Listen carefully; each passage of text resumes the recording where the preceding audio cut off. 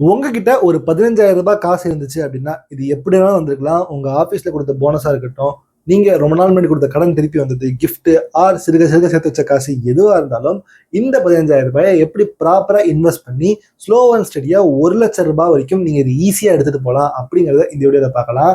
நான் Vignesh, this is Money Nets, we value your time. First இந்த டாபிக்கே நம்ம 3ஆ பிரிச்சு பார்க்கணும். உங்களுக்கு 30 வயசுக்கு கீழ இருந்துச்சு அப்படின்னா, அதுக்கு ஒரு ரூல்ஸ் இருக்கு. 30லேருந்து 50 வயசுக்குள்ள இருக்கிற ஒரு நபரா இருந்தீங்க அப்படின்னா, இந்த மிடில் ஏஜ் பீப்புளுக்கு அவங்களுக்கு தனியா ஒரு ஐடியாஸும், 50 வயசுக்கு மேல இருக்கிறவங்க என்ன மாதிரியான ரூல்ஸ் ஃபாலோ பண்ணணுங்கிறதையும் இந்த வீடியோல தனித்தனியா பார்க்கலாம். இப்ப நீங்க ஒருவேளை 50 வயசுக்கு மேல இருக்கிற நபர்னு வச்சுக்கலாம். மோஸ்டா இவங்க எல்லாருமே பிக்ஸட் டெபாசிட்ல போய் காசை போடணும் அப்படிதான் நினைப்பாங்க. உங்களுக்கு தப்பு சொல்ல முடியாது. ஏன்னா நீங்க சின்ன வயசுல இருந்து வளர்ந்த டைம்ல இந்த பிக்ஸட் டெபாசிட்ல தான் நிறைய காசு கிடைக்கும். அதை நம்பி நீங்க இன்னும் இன்வெஸ்ட் பண்ணலாம் நினைச்சிட்டு இருக்கீங்க.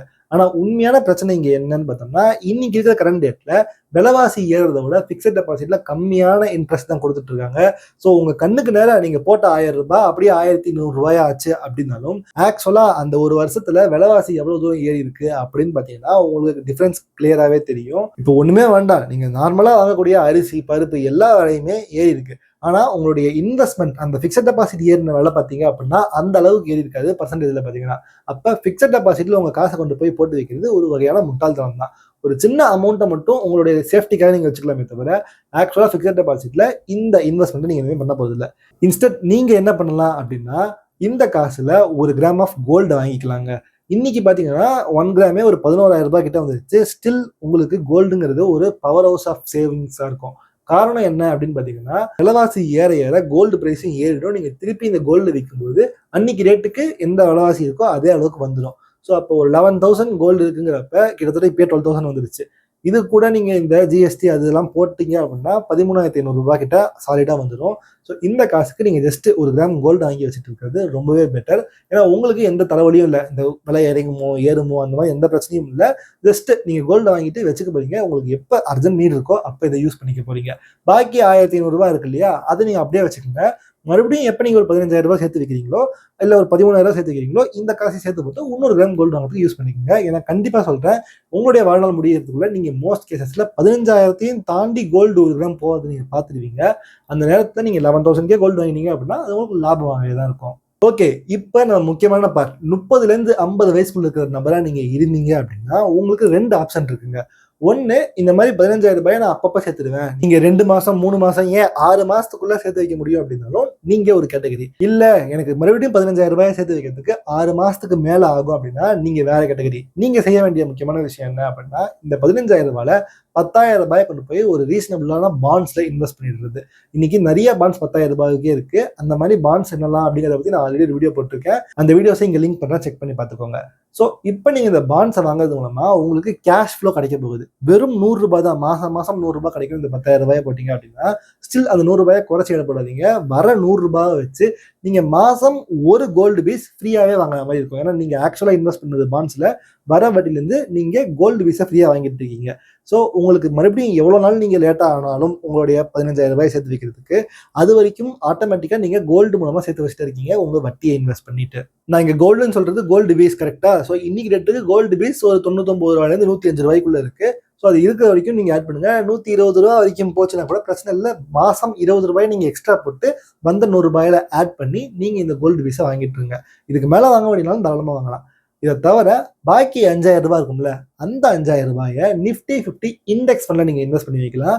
ஏன்னா இதுதான் உங்களுடைய கேபிட்டல். ஆக்சுவலா இந்த 5,000 ரூபாய் சீக்கிரமாவே அதிகமா மேல போகிறதுக்கு இந்த நிஃப்டி 50 அதிகமான வாய்ப்பு இருக்குங்கிறத நீங்க இதுல இன்வெஸ்ட் பண்ணலாம். ஓகே, இப்போ அந்த செகண்ட் பார்ட், என்னால மறுபடியும் ஒரு 3-4 மாசத்துலயே இந்த 15,000 ரூபாய் சேர்த்து வச்சிட முடியும் அப்படின்னு நீங்க நினைச்சீங்க அப்படின்னா, நீங்க இந்த 15,000 ரூபாயில 10,000 ரூபாயை மொத்தமா நிஃப்டி பீஸ்ல கொண்டு போய் போடலாம். ஏன்னா இந்த நிஃப்டிங்கிறது ஃபியூச்சர் ஆஃப் இந்தியாவா இருக்குங்கிறப்ப கண்டிப்பா இது ஒரு வளர்ச்சி உங்களுக்கு காத்துட்டு இருக்கு. பாக்கி 5,000 ரூபாவை நீங்க கோல்டு பீஸ்ல போட்டு வச்சுக்கலாம். ஸோ ஜஸ்ட் ஃபிளிப் ஃப்ளாப் தான். அங்க நீங்க கோல்டு பீஸ்ல கம்மியா போட்டுட்டு 5,000 ரூபாய் நிஃப்டி பீஸ்ல போடுறீங்க.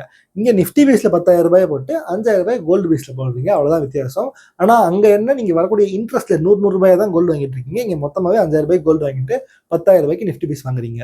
சரி, முக்கியமான பார்ட், நீங்க 30 வயசுக்கு கீழே இருக்கீங்க அப்படின்னாலோ ஆர் உங்களுடைய பசங்க 30 வயசுக்கு கீழே இருக்காங்க அப்படின்னாலோ அவங்களுடைய சேலரியை வச்சு அவங்க ஃபர்ஸ்ட் பண்ண வேண்டிய இன்வெஸ்ட்மெண்ட் எதுவா இருக்கும் அப்படின்னு பாத்தீங்கன்னா, எந்த ஒரு இன்வெஸ்ட்மெண்ட்டும் நிஃப்டி கோல்டு அதெல்லாமே கிடையாது. நீங்கள் முக்கியமாக செய்ய வேண்டியது ஏதாவது கிளாஸ் ஆர் கோர்ஸ் எடுத்துக்கோங்க.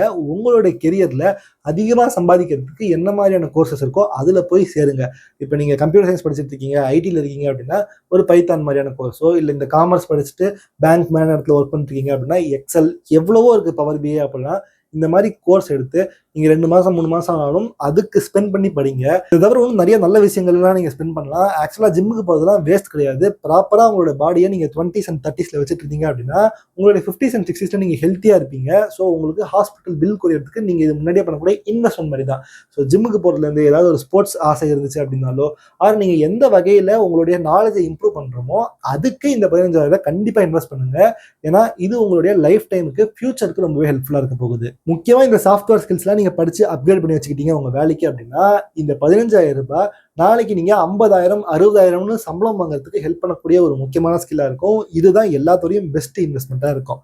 ஆர் அதெல்லாம் நான் ஆல்ரெடி தனியாக தான் பண்ணிட்டு இருக்கேன், அதை தாண்டி எக்ஸ்ட்ரா 15,000 நான் எங்கே இன்வெஸ்ட் பண்ணுறது அப்படின்னு கேட்டிங்கன்னா, நீங்கள் பிரித்து இன்வெஸ்ட் பண்ண வேண்டாம். ஆக்சுவலாக Nifty 50 இண்டெக்ஸ் இருக்குல்ல, அதில் இருக்கிற ஸ்டாக்ஸை நீங்களே எடுத்து தனியாக அனலைஸ் பண்ணி பார்த்து இந்த ஸ்டாக் கம்மியாக இருக்குது, இந்த ஸ்டாக் கம்மியாக இல்லை, அதிகமாக இருக்குங்கிறத நீங்களே புரிஞ்சுக்கிட்டு வெறும் Nifty 50 இருக்கிற ஸ்டாக்ஸை மட்டும் இந்த 15,000 தனித்தனியாக இன்வெஸ்ட் பண்ண போறீங்க. இப்படி பண்ணுறது மூலமாக உங்களுக்கு 2 விஷயம் நடக்க போகுது. ஒன்று, நீங்கள் இதை பண்ணுறது கற்றுக்க போறீங்க. தப்பானாலும் பிரச்சனை இல்லை, உங்களுடைய வாழ்க்கையில் இந்த 15,000 சேர்த்து வைக்கிறது இன்னைக்கு கஷ்டமாக இருந்தாலும் கண்டிப்பாக ஃபியூச்சரில் கஷ்டமாக இருக்க போகிறது கிடையாது.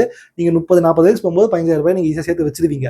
ஸோ அப்போ இப்போ தப்பு பண்ணி அதை கற்றுக்கிட்டது ஒரு அட்வான்டேஜ். ரெண்டாவது, நீங்கள் ஆக்சுவலாக கரெக்டாக அந்த அனாலிசிஸ்லாம் பண்ணியிருந்தீங்க அப்படின்னா அப்போ கண்டிப்பாக நீங்கள் இந்த இன்வெஸ்ட்மெண்ட் பண்ணது ஃபியூச்சரில் ஒரு பெரிய டெவலப்மெண்ட்டில் இருக்கும். 15,000 1,00,000 அதுக்கு மேலே கூட ஒரு 10-15 வருஷத்தில் போகிறதுக்கு வாய்ப்புகள் நிறையாவே இருக்குது.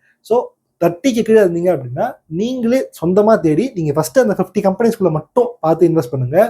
ஒன்ஸ் உங்களுக்கு ஐடியா கிடைச்சதுக்கு அப்புறமா நீங்கள் அதை தாண்டி வெளில இருக்கிற கம்பெனிஸ்லாம் பார்த்து நீங்களே இன்வெஸ்ட் பண்ண ஆரம்பிக்கலாம். ஸோ ஹோப்ஃபுல்லி உங்களுடைய ஃபஸ்ட்டு 15,000 இன்வெஸ்ட் பண்ணுறதுக்கு ஒரு நல்ல ஐடியாஸ் கிடைச்சிருக்கும்னு நினைக்கிறேன். மேலே காசு வர இது வெறும் 15,000 இல்லை, இதுக்கு மேலே நீங்கள் எவ்வளோ சம்பாதிச்சாலும் இதே மாதிரியான அலோகேஷனில் நீங்கள் பிரித்து இன்வெஸ்ட் பண்ணுங்கள். அண்ட் முக்கியமான விஷயம், இதுலேயே லாஸ்ட் வரைக்கும் இன்வெஸ்ட் பண்ணணும் இல்லை, ஒன்ஸ் உங்களுக்கு ஐடியா கிடைச்சதுக்கு அப்புறமா இதை தாண்டி எக்ஸ்ப்ளோர் பண்ணி நீங்களே பெட்டரான இன்வெஸ்ட்மெண்ட்ஸை தேடிக்கலாம். அதை உங்களுக்கு எப்படின்னு சொல்லிட்டு இந்த சேனல்லே இயங்கிட்டு இருக்கு. அண்ட் நான் ஒரு செபி ரெஜிஸ்டர் அட்வைசர் கிடையாது. நீங்க இதை தான் செய்யணும்னு நான் சொல்றதை விட இந்த மாதிரி ஒரு விஷயம் இருக்குங்கிறத நான் உங்களுக்கு ஃபினான்ஷியல் எஜுகேஷன் தரத்துக்கு ஹெல்ப் பண்ணுறேன். ஸோ நம்ம சேனலை சப்ஸ்கிரைப் பண்ணிட்டு லைக் பண்ணி சப்போர்ட் பண்ணுங்க.